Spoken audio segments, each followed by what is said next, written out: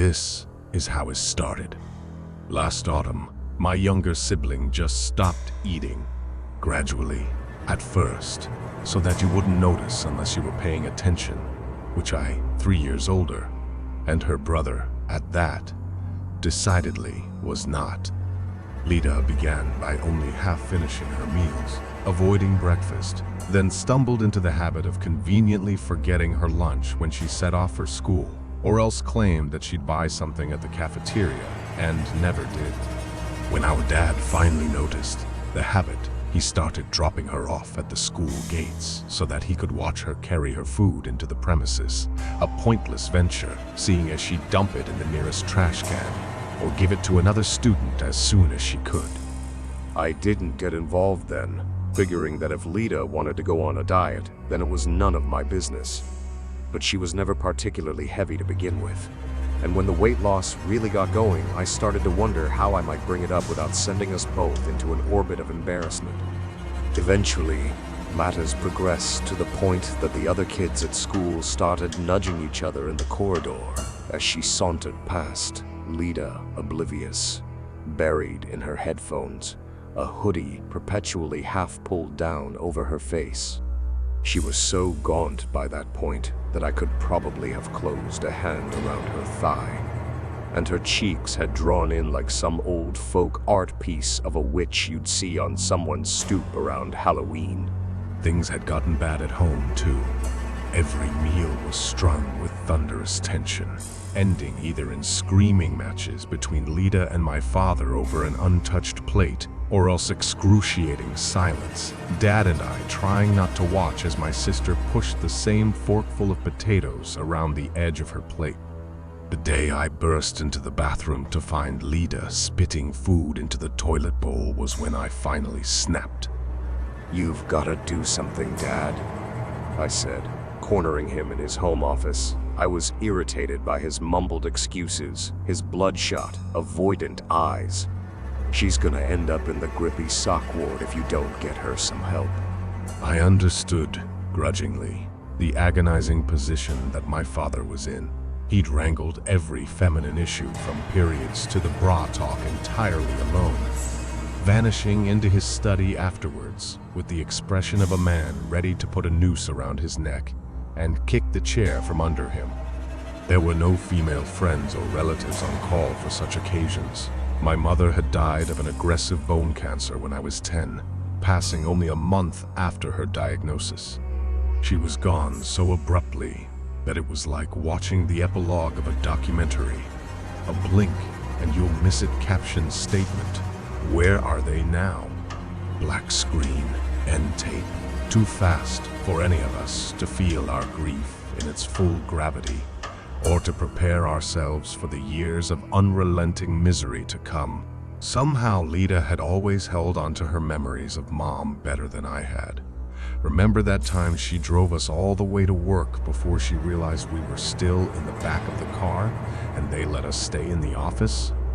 Or remember that time she came trick or treating with us and ended up with more candy than we did because that one weird neighbor kept flirting with her, saying she looked like our big sister.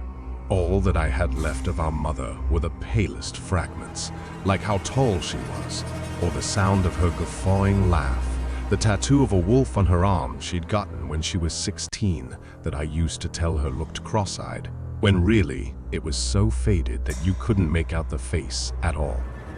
I guess Lida really needed Mom more, and that was why those recollections stuck. That, or I merely found it easier not to remember the best times of our lives, because I knew that they would never come again.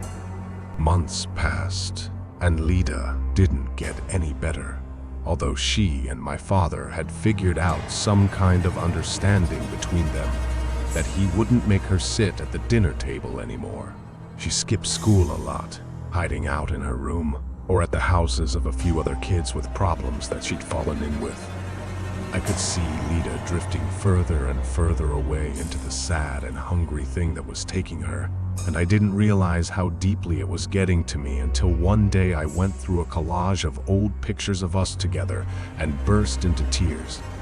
We were close when we were kids, inventing all kinds of made-up games with a host of imaginary friends that each had their own names and backstories. Even Mom and Dad used to play along, sometimes getting into it even more than we did.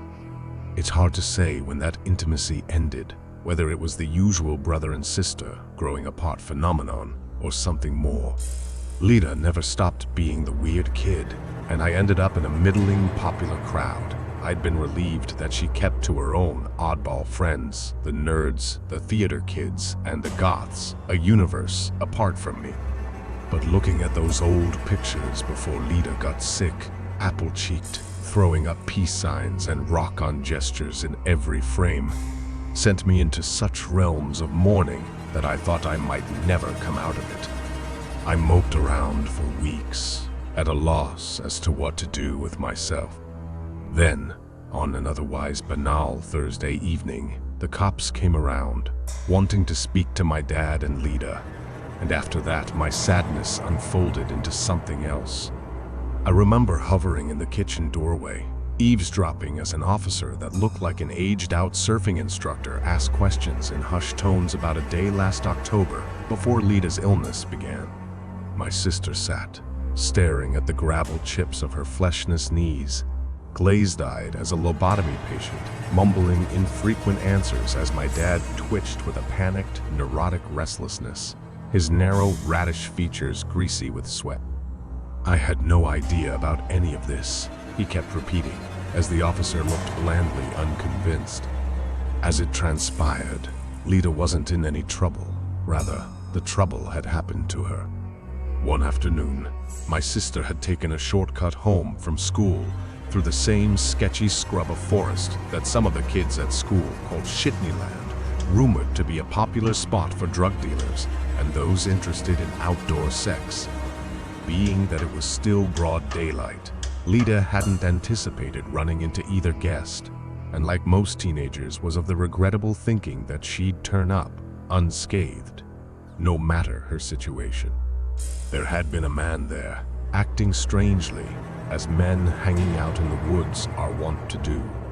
Lita had kept up a brisk walk past him, and was almost out of the area when the stranger had put a hand on her shoulder, pulling her back into the trees, into the dark.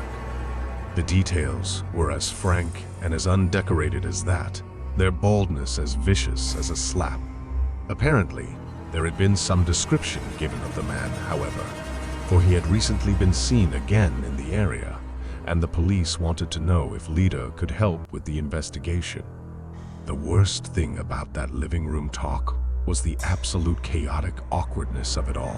My father, stuttering and blinking like he'd shot up sometime in the past half hour. Our sheepdog Brittany leaping around everyone's legs, yapping in joyous obliviousness to the severity of the situation. Lita picking at the skin around her fingernails, staring through the floor, an unyielding mute. If it had gone on another minute, I would have screamed. I felt it in the trembling of my fists at my sides. In the end, I burst out of the kitchen and ushered the officer from the house, glaring back over my shoulder as my father darted into his office with a bleakly comical velocity. The minute the cop was out of the front door, I went to sit by my sister on the couch, watching her tiny jaw tense against the interrogation she'd evidently sensed would come. "Who the hell is this creepy fucking guy?" I asked, as gently as I could, given that I was trembling with rage. "I swear, if I find him, I'll knock his fucking teeth down his throat." Lita glanced up, her vague eyes sharp with a sudden agitation. I'll always remember how quickly they changed, the pupils eating the irises like dying stars. The blue gone to black. Don't. Just leave it alone, Johnny, all right? She said firmly. She looked frail and feral, almost, her hands like little fox claws in her lap. Yet, in some strange way, I was scared of her, the way I remembered being frightened of my mother in the end, screaming at the nurses to be allowed to die on her own terms as the cancer gnawed through her hollow bones. There's a ferocity in people that are that close to death, an indignant anger at the degradation of mortal suffering that drives them mad. I knew, looking at my sister then, how serious her illness was, and felt myself engulfed in such desperation that I sat for a long time in silence, aware of her vast, black, lunatic's eyes upon me. Then I got up and went to confront my father, an advent that had now become a grim routine. "You're a asshole," I snapped, kicking the wheels of his computer chair as he sat, wincing with his back to me. "You knew what happened way before that cop turned up, right? And you didn't do anything. You let things get this bad." You don't know what I've been doing. My father protested, holding up his hands in submission. Lena hasn't got any worse recently. I'm trying everything I can. At that moment, I hated him. This thin mockery of an adult with his blotchy, balding scalp, all blundering anxiety, his flapping inability either to seek justice for my sister or to help her eat. As far as I was concerned, my father had sat idle at his laptop as she had cliff-dived into wounded obsession, had perhaps been the reason Lida had taken that dangerous road home, lacking the parental steering that might have set her on another path. "I'll never forgive you for this," I snarled, unmoved by the cringing servility in my father's eyes. "And I bet Lida won't either. You're a shitty dad." I marched out of the room, slamming the door so hard against the wall that it dented the plaster. That night, I had the worst night's sleep I'd known since I was 10 years old, wanting my dead mother in the night. I dreamed of her, mainly drifting snapshots of her, smiling in a white bed that became flowers, that became earth, kissing me until my face came away like ash in her mouth. Sometimes I dreamt of Lida, a little girl lost in fathomless trees, beckoned down to their roots by a figure I couldn't quite see. From time to time, I'd jolt half awake, as though I'd tripped over an unseen step before plummeting back into another weird slumber, repeating the pattern so many times that I can't be sure if I ever really woke up at all. Another dream, again of my mother, tall as a drifting balloon, and just as weightless, tearing off the head of a beaming orderly with her teeth, in silent, slow motion. This image unsettled me in particular. Something about the beatific nature of the killing, the detail of my mother's face, clearer then to me than it had ever been in memory. That time, when I awoke, I didn't go back to sleep, getting out of bed with such haste that the blankets wound about my ankle and almost tripped me. Half laughing at my dozy absence of coordination, I decided to make a trip to the bathroom, if only to splash my face and have a rousing word with myself in the mirror. It was as I stepped out across the landing that I saw the door to Lida's room was open, the space within, though dark, clearly empty. Most likely, she'd either gotten up to make herself secretly sick, or else snuck out to see one of her weird new friends. Both had happened before, and I regretted not having tried to intervene. Running a hand through my tousled hair, I turned back to my room, intending to get dressed and head out in search of her.